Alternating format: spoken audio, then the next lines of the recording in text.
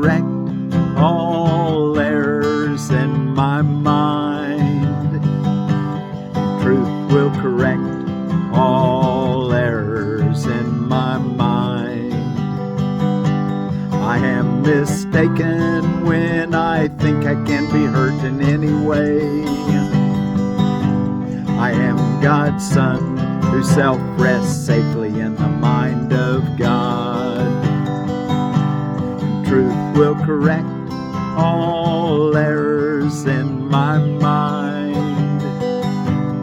Truth will correct all errors in my mind.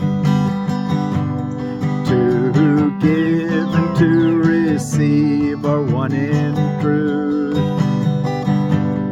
To give and to receive are one in truth.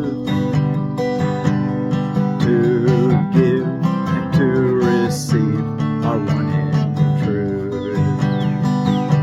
I will forgive all things today that I may learn how to accept the truth in me and come to recognize my sinlessness and come to recognize my sinlessness. To give and to receive are one in truth. I will forgive all things today that I may learn how to accept the truth in me and come to recognize my sinlessness. Truth will correct all errors in my mind. To give and to receive are one in truth.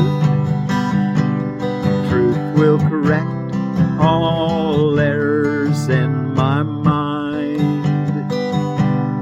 To give and to receive are one in truth. Truth will correct all errors in my mind. And I will rest in him who is myself. It said back in our lesson 107, truth will correct all errors in my mind, and I will rest in him who is myself. I am mistaken when I think I can be hurt in any way. I am God's son, whose self rests safely in the mind of God. Truth will correct all errors in my mind.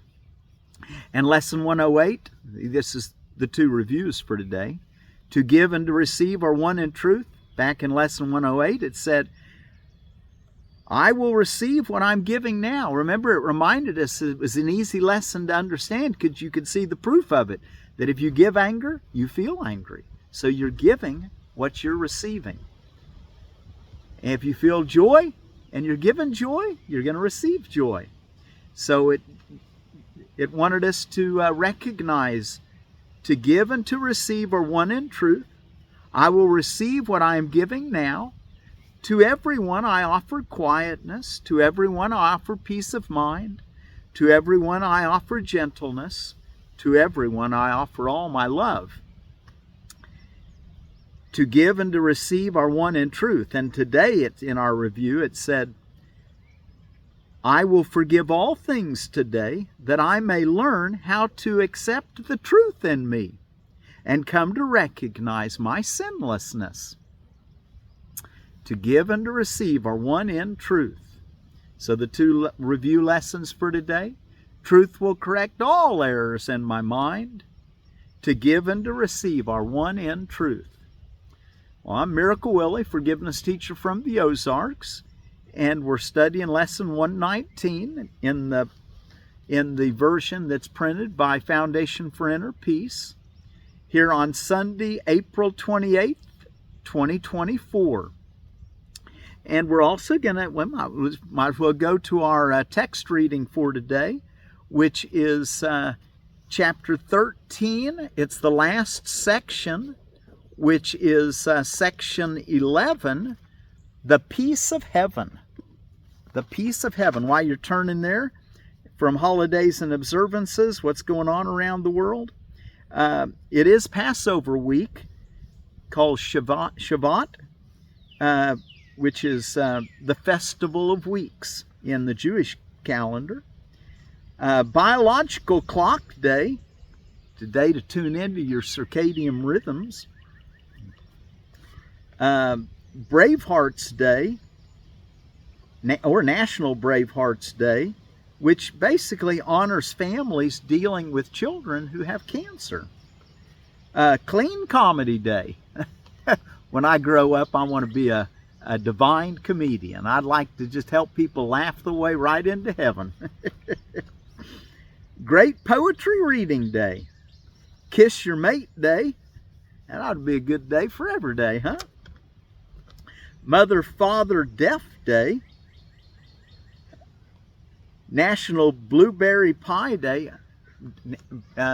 We learned what peace was in sign language for the deaf, which you put your hands there and then go down to your sides. I'll do it kind of high since the camera is a little, maybe I can do it down like this. I think it's just like that. Anyway, Mother Father Deaf Day. Oh, let's see. That's peace in sign language. National Blueberry Pie Day. National Cubicle Day. A little using cubicles in office spaces, kind of revolutionized office working in a lot of places. National Pet Parents Day. National Superhero Day. Occupational Safety and Health Professionals Day. Greek Orthodox Palm Sunday. So Palm Sunday for you Greek Orthodox folks. And since it's the Greek Orthodox, we'll use the word for peace in not only sign language, but also in Greek, which is Eiríni. Eiríni. So, Eiríni, be with you. Let's see, what else do we have? Pay it forward. That's a nice thing to do. Someone gives you a gift. Instead of paying them, just give someone else a gift. Worldwide Pinhole Photography Day, Workers' Memorial Day, and World Day for Safety and Health at Work. And then in the edible landscaping, there is the Magnus pear. Let's take a look at the Magnus pear. It's a European pear, and it's a Pyrus communis cross. And it says of the I said Magnus. We do not want Magnus. We're doing the Warren pear. Excuse me. We did Magnus yesterday. The Warren pear was named after T.O. Warren from Hattiesburg, Mississippi, thought to be a seedling selection from the breeding work of USDA fruit breeder Dr. Magnus. Beltsville, Maryland. Fruits are buttery and smooth with no grit towards the center of the fruit. T.O. Warren, a fruit explorer, found the tree at a pear test plot near his home and popularized the variety. Warren comes from the same seed stock as Magnus pear and is very similar in appearance and disease resistance. Self-fertile, zones 5 through 8, semi-dwarf tree, space 10-foot circles. Okay, so that is your Warren pear. I probably should change that on my notes so that I don't get confused. And Permaculture for Beginners by Carrie Mitchell. We're finishing chapter 7, using mulch. And before we read this, or before I tell you what was in her final paragraph, let's go over it again. The layers of mulch. First you cut the brush and let it fall, and then water, and then lime if needed, and then put some kind of sheet cover on it like cardboard, and then mark your paths, and then add organic matter, and then add 6 inches or 15 centimeters of hay, that'll decompose. Then add compost, which I said a couple inches, maybe about 5 centimeters, and then finally add a final seed-free mulch. And I think I told you wrong yesterday. She had suggested about 4 inches or 10 centimeters. It would depend on what you're using, of course. You could go a lot less if you're using wood chips. And in her concluding paragraph, you can plant in this mulch and will need no additional fertilizer. That what you built up from the ground up, you can plant directly in it. Once it is established, all you need do is add mulch as needed, usually yearly. As it decomposes, it will benefit the soil, the plants, and the gardener to no end, she says. Okay, was there anything else? I think that's about it. Let me get my paper back together and we'll go look in our text reading now. Little rainy day today, but it's not raining currently. Okay, chapter, like I said, chapter 13, the last section, which is 11, the peace of heaven. Forgetfulness and the peace of heaven is what it's entitled. Forgetfulness and sleep and even death become the ego's best advice for dealing with the perceived and harsh intrusions of guilt on peace. Yet no one sees himself in conflict and ravaged by a cruel war unless he believes that both opponents in the war are real. Believing this, he must escape, for such a war would surely end his peace of mind and so destroy him. Yet if he could but realize the war is between real and unreal powers, he could look upon himself and see his freedom. No one finds himself ravaged and torn in endless battles if he himself perceives them as wholly without meaning. 2. God would not have his son embattled, and so his son's imagined enemy is totally unreal.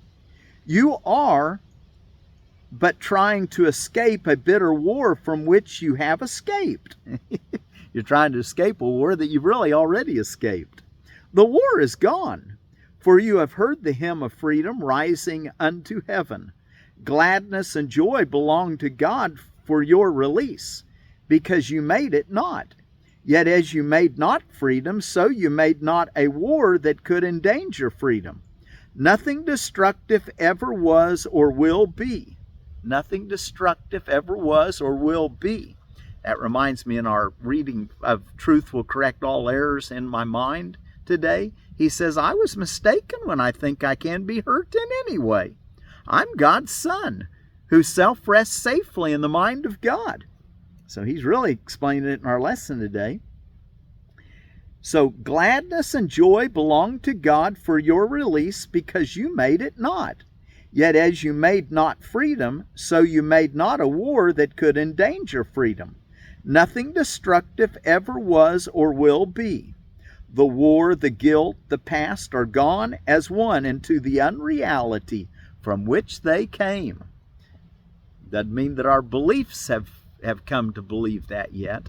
And our beliefs are what make our perception of reality, even though it's not the reality that needs to be believed and that is truly going on. Paragraph 3. When we are all united in heaven, you will value nothing that you value here. For nothing that you value here do you value wholly, and so you do not value it at all. Value is where God placed it, and the value of what God esteems cannot be judged, for it has been established. It is wholly of value. It can merely be appreciated or not. To value it partially is not to know its value. In heaven is everything God values and nothing else. Heaven is perfectly unambiguous. Everything is clear and bright and calls forth one response. There is no darkness, and there is no contrast. There is no variation. There is no interruption. There is a sense of peace so deep that no dream in this world has ever brought even a dim imagining of what it is. 4. Nothing in this world can give this peace, for nothing in this world is wholly shared. Perfect perception can merely show you what is capable of being wholly shared. It can also show you the results of sharing, while you still remember the results of not sharing. The Holy Spirit points quietly to the contrast, knowing that you will finally let Him judge the difference for you, allowing Him to demonstrate which must be true. He has perfect faith in your final judgment because He knows that He will make it for you. To doubt this would be to doubt that His mission will be fulfilled. How is this possible when His mission is of God? 5. You whose mind is darkened by doubt and guilt, remember this. God gave the Holy Spirit to you and gave Him the mission to remove all doubt and every trace of guilt that His dear Son has laid upon Himself. It is impossible that this mission fail. Nothing can prevent what God would have accomplished from accomplishment. Whatever your reactions to the Holy Spirit's voice may be, whatever voice you choose to listen to, whatever strange thoughts may occur to you, God's will is done. You will find the peace in which He has established you because He does not change His mind. He is invariable as invariable as the peace in which you dwell and of which the Holy Spirit reminds you. 6. You will not remember change and shift in heaven. You have need of contrast only here. Contrast and differences are necessary teaching aids, for by them you learn what to avoid and what to seek. When you have learned this, you will find the answer that makes the need for any differences disappear. Truth comes of your own will unto its own.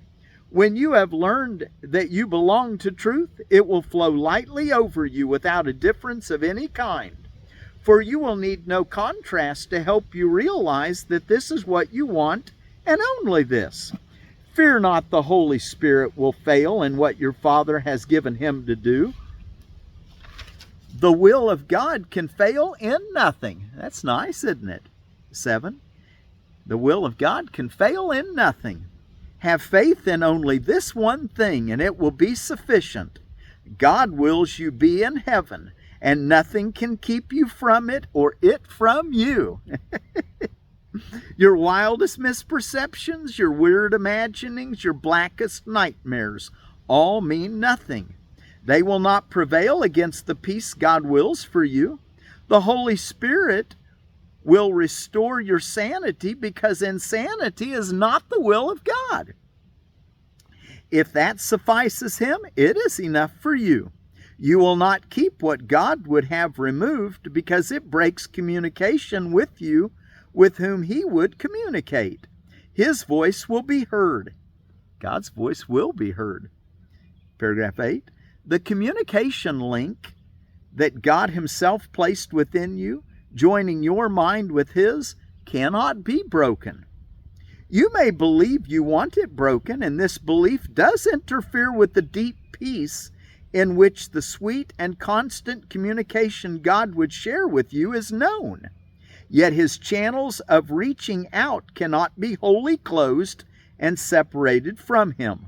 Peace will be yours because His peace will flow to you from Him whose will is peace. You have it now. The Holy Spirit will teach you how to use it, and by extending it, to learn that it is in you.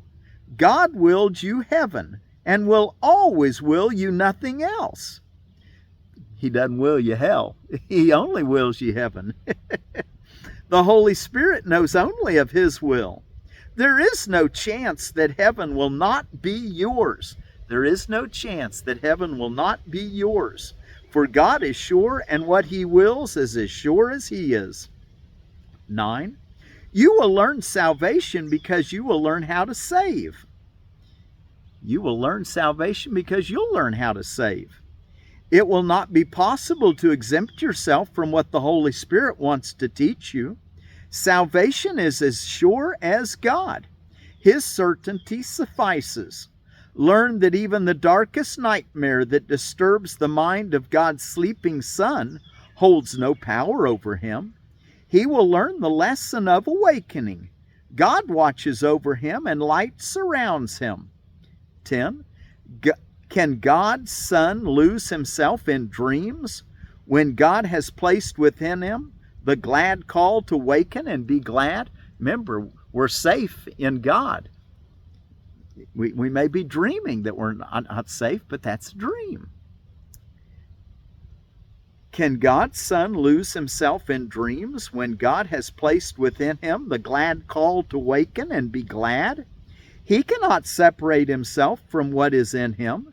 His sleep will not withstand the call to wake. The mission of redemption will be fulfilled as surely as the creation will remain unchanged throughout eternity.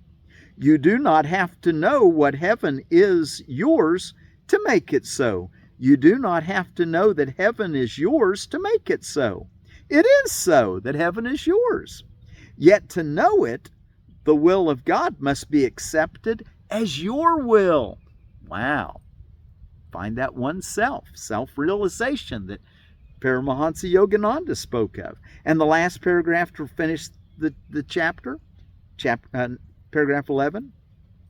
The Holy Spirit will undo for you everything you have learned that teaches that what is not true must be reconciled with truth. This is the reconciliation the ego would substitute for your reconciliation to sanity and to peace. The Holy Spirit has a very different kind of reconciliation in His mind for you, and one He will effect as surely as the ego will not effect what it attempts. Failure is of the ego, not of God. From Him you cannot wander, and there is no possibility that the plan the Holy Spirit offers to everyone for the salvation of everyone will not be perfectly accomplished. Catch that again. From Him you cannot wander, and there is no possibility that the plan the Holy Spirit offers to everyone for the salvation of everyone will not be perfectly accomplished. You will be released, and you will not remember anything you made that was not created for you and by you in return. For how can you remember what was never true, or not remember what has always been? It is this reconciliation with truth and only truth in which the peace of heaven lies. Again on those last couple sentences. For how can you remember what was never true, or not remember what has always been? It is this reconciliation with truth and only truth in which the peace of heaven lies. Okay, and you know what to do today. Take your longer 5-minute period. He's only asking you to do that twice today, morning and evening, or longer if you'd like. But throughout the day, he wants you to, every half hour, he'd like you to, at the top of the hour, say, truth will correct all errors in my mind. And at the bottom of the hour, say, to give and to receive are one in truth.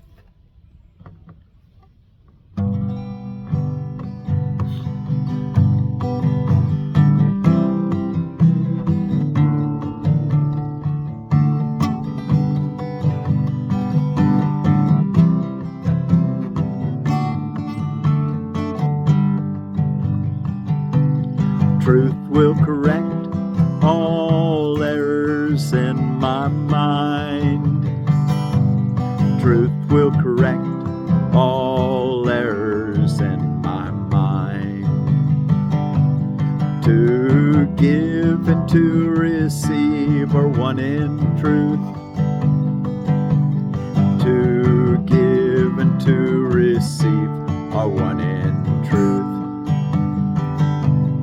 Truth will correct all errors in my mind. and I will rest in Him who is myself. Truth will correct all errors in my mind. To give and to receive are one in truth. To give and to receive are one in truth. To give and to receive are one in truth. I will receive what I'm giving now. To everyone I offer quietness. To everyone I offer peace of mind. To everyone I offer gentleness. To everyone I offer all my love. To give and to receive are one in truth.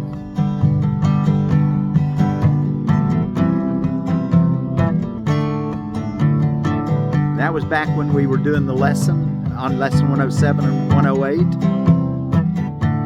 But now today's lesson is truth will correct all errors in my mind.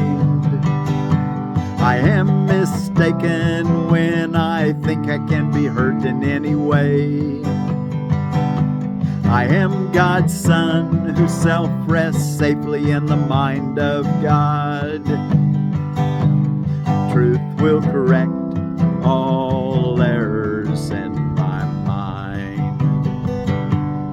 To give and to receive are one in truth.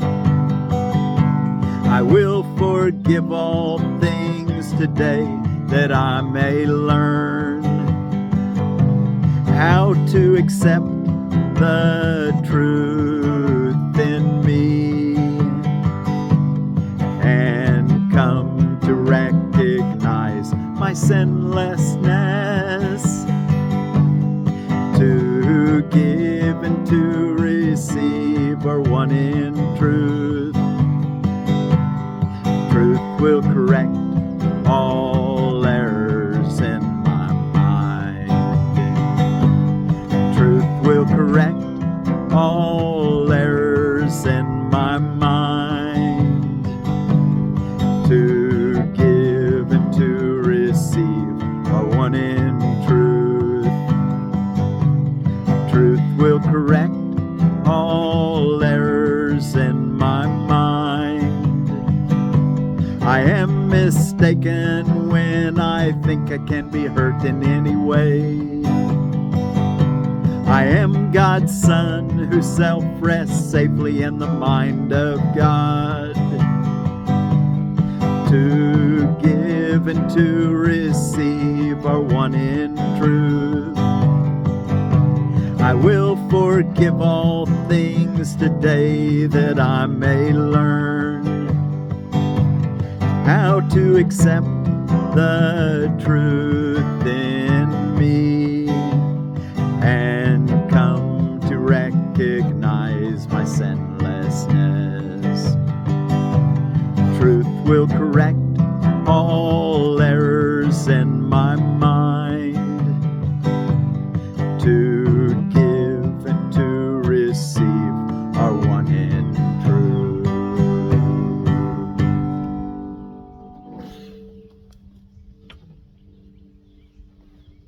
Truth will correct all errors in my mind. To give and to receive are one in truth.